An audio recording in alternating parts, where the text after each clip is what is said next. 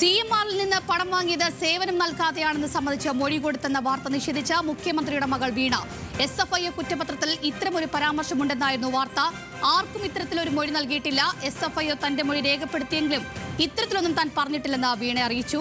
വിവരങ്ങളുമായി മഹേഷ് ചന്ദ്രൻ ചേരുന്നുണ്ട്. മഹേഷ്, വീണ ആദ്യമായാണ് ഇത്തരത്തിലൊരു പരസ്യ പ്രതികരണം നടത്തിയിരിക്കുന്നത്. കുറ്റപത്രത്തിലേത് വസ്തുതാവിരുദ്ധമായ കാര്യങ്ങളാണെന്നാണ് വീണ പറഞ്ഞത്.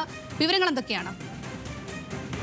അഞ്ജലി, CMRൽ നിന്ന് കരാറനുസരിച്ചുള്ള സേവനങ്ങൾ നൽകാതെ പണം കൈപ്പറ്റി എന്ന് SFIക്ക് മൊഴി നൽകി എന്ന പ്രചരണം തികച്ചും വസ്തുതാവിരുദ്ധമാണെന്നാണ് മുഖ്യമന്ത്രിയുടെ മകൾ വീണ അറിയിച്ചിരിക്കുന്നത്. ഇത്തരം ചില വാർത്തകൾ വ്യാപകമായി പ്രചരിക്കുന്ന ശ്രദ്ധയിൽപ്പെട്ടു. ഇപ്പോൾ ചിലർ പതിപ്പിക്കുന്ന തരത്തിൽ ഒരു മൊഴിയും താൻ നൽകിയിട്ടില്ല. അതായത് ഇത്തരത്തിലേക്ക് ഒരു സേവനവും നൽകാതെ CMRൽ നിന്നും പണം കൈപ്പറ്റി എന്നൊരു മൊഴി താൻ നൽകിയിട്ടില്ല. അത്തരത്തിലൊരു പ്രചരണം പലരും നടത്തുന്നു. അന്വേഷണ ഉദ്യോഗസ്ഥനെ കണ്ടിട്ടുണ്ട്, മുമ്പ് മൊഴി നൽകിയിട്ടുമുണ്ട്, അത് രേഖപ്പെടുത്തുകയും ചെയ്തിട്ടുണ്ട്. അത് വസ്തുതയാണ്.